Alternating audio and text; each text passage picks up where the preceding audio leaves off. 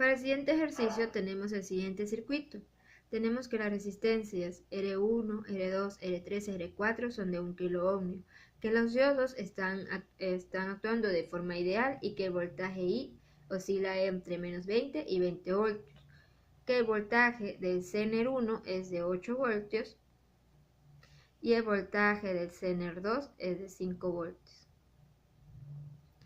Para la resolución de este ejercicio, en el semiciclo positivo tenemos que ver, el voltaje VI va a comenzar con un valor de 0 voltios. Entonces, el diodo del Zener1 va a necesitar un cierto valor de voltaje para recién encenderse. Y se va a encender ¿en forma de qué? En forma de fuente, debido a que como el voltaje de C está dirigido hacia de menos a más, la corriente va a siempre entrar de menos a más y se va a dirigir en esta dirección, se va a repartir en esta dirección. Al convertirse esto en una fuente va a necesitar un cierto valor para recién encenderse. Como todavía no llega a tener ese valor y todavía no sabemos qué valor es el que necesita para que el diodo de Zener1 se encienda, este ramal va a estar fuera. Entonces, tenemos la resistencia R2. El diodo 1 está actuando como un corto. Tenemos la resistencia R3. La resistencia R1 con la fuente y el diodo de Zener, como ya dije, está en circuito abierto. Dibujamos el diodo Zener 2. El diodo Zener 2, si la corriente está dirigida en esta dirección, va a seguir esta dirección, ¿verdad? Entonces, al seguir esta dirección, el diodo del Zener 2 también va a actuar como un corto. Que pongámosles un corto. La resistencia R4 y la fuente de C de 12 voltios. Para poder hallar en qué valor es el que va a necesitar el diodo del Zener 1, vamos a hallar un voltaje de Thevenin, que es el voltaje de Thevenin va a ser el voltaje obtenido de estas resistencias de aquí, de estas resistencias en paralelo. Entonces la resistencia en paralelo va a ser la resistencia en paralelo de R2 con la resistencia en paralelo de R3. Al tener estas del mismo valor kiloohmios, va a ser la mitad de ambas, 0.5 kiloohmios la resistencia en paralelo. Tenemos que nuestra fuente de C es de 12.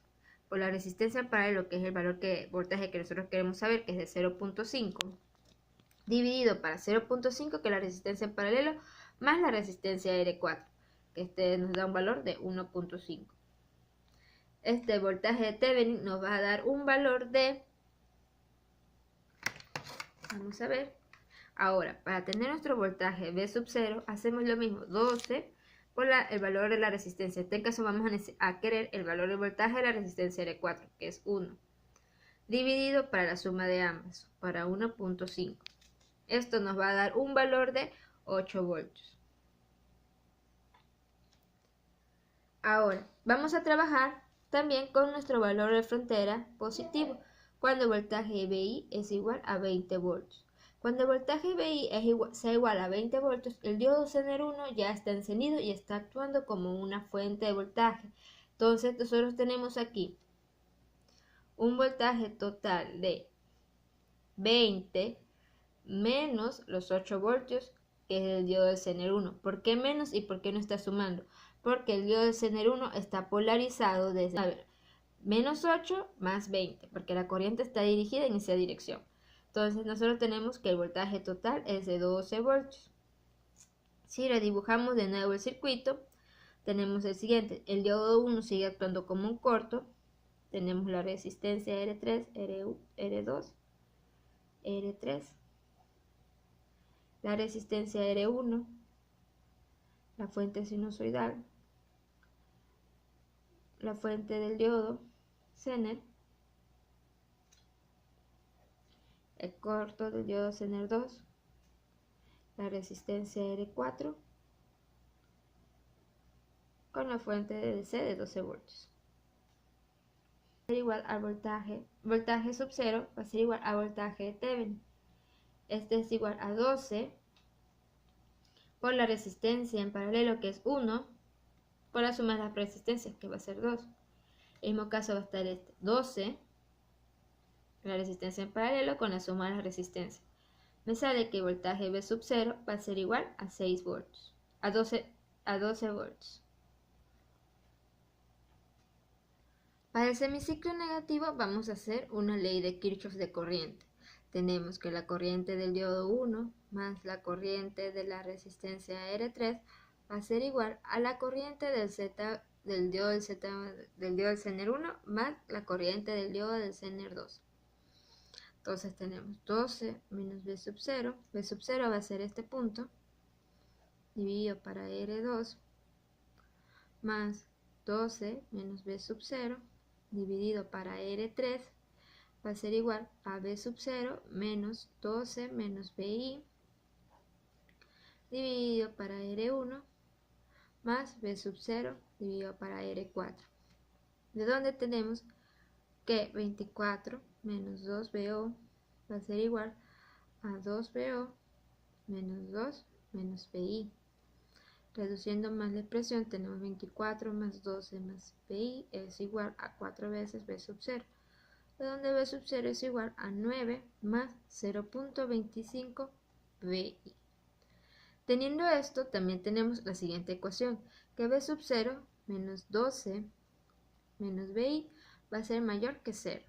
Reemplazando el VO en la ecuación tenemos que 9 más 0.25 VI menos 2 menos VI debe ser mayor que 0.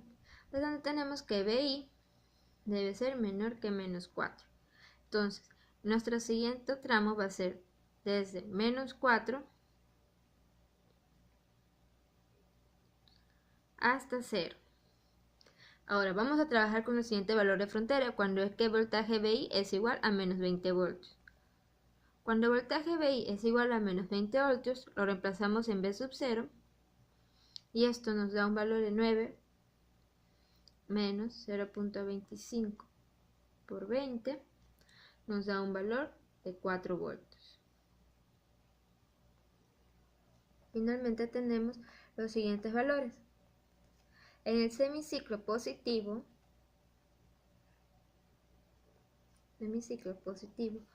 VI va a estar actuando desde 0 hasta 4 voltios y VO en este valor va a tener un valor de 8 voltios. VI cuando está actuando desde 4 hasta 20 voltios, V sub 0 va a ser igual a 12 voltios. Ahora, en el semiciclo negativo, VI va a estar actuando desde menos 4 hasta 0 voltios cuando VO es igual a 8 voltios.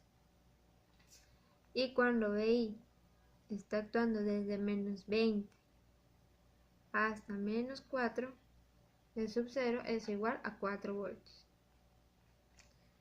Graficando,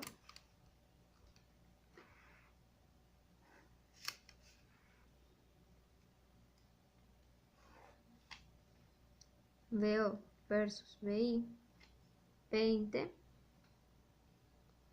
donde este tenga un valor de 12. Ahora, cuando tenga un valor de menos 4, seguirá teniendo un valor de 8 voltios. Y cuando tenga un valor de menos 20 voltios, este va a tener un valor de menos 4. 8, 4.